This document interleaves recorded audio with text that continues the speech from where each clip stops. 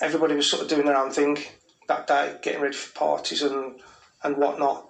And I just didn't want to know or do anything, and literally just sat there and just thought how easy it'd be. Thankfully, Stephen found the strength to fight those urges. Instead, he chose to seek support with the charity Tough Enough to Care. That first meeting was brilliant, because with that, I don't think just one of those bits on their own would have helped. It was just a mix of everything. But the guys at Tough Enough to Care sort of was able to put it into perspective for me, that you're not on your own, that you're not there to face this all by yourself. But the concern for charities here in the West Midlands is that men are choosing not to talk about their mental health. And new figures from the Office of National Statistics show that male suicide is the highest it's been for 2 decades.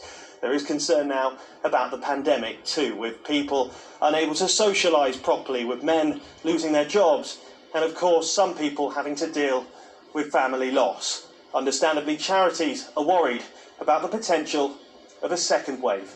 We saw a dramatic spike in the Midlands. This is just for the West Midlands.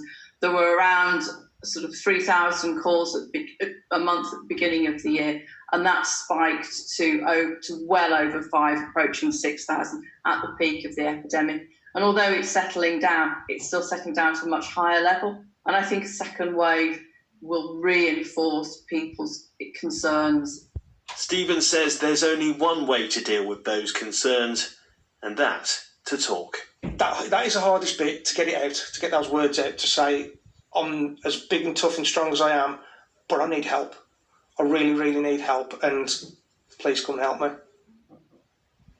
And for help and support for mental health issues, you can head to our website, itv.com/central.